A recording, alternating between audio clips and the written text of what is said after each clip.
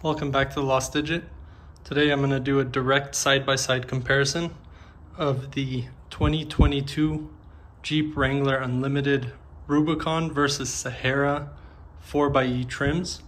And they're both in silver Zynith here, and so I thought it would be a great idea to show you really what are the key differences between these two cars.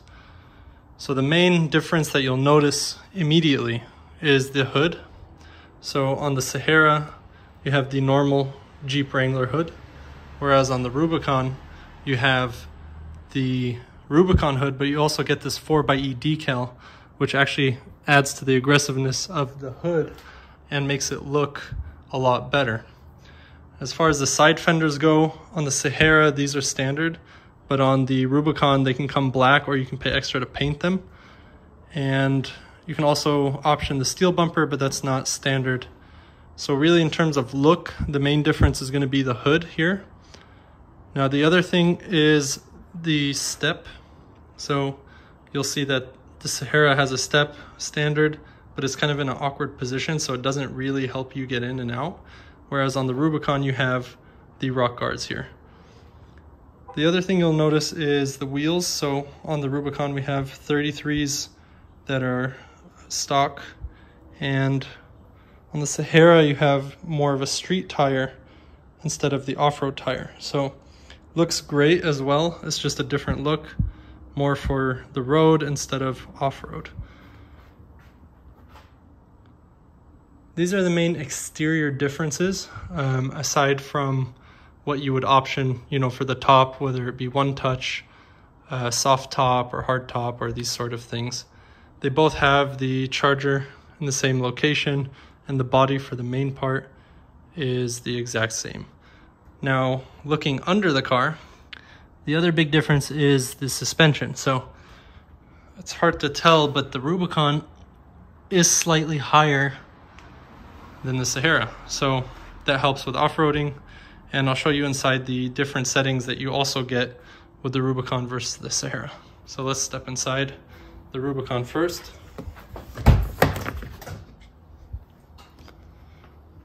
Now on this one you get the black leather. This is an option that we added, so you can also get the blue stitching, as you can see here.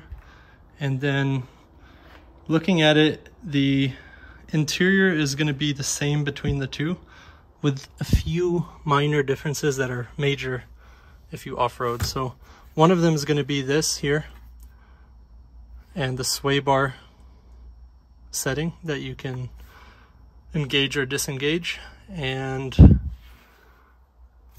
if you option it, you can have the tow electrical settings here, which we don't have, but that's where it would also be. So kind of down here would be different for the Rubicon, and I'll show you now in the Sahara how it's basically the same exact thing, except for we have white stitching and it says Sahara here, but the rest is the same. So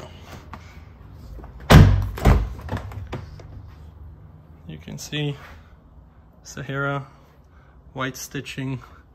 Now it also has the same stitching here and here as the Rubicon, with the big difference being, like I said, down here is going to be open because it does not have the off-road suspension, transfer case, and all these things, sway bar disconnect that you would have in the Rubicon. So the rest looks the exact same.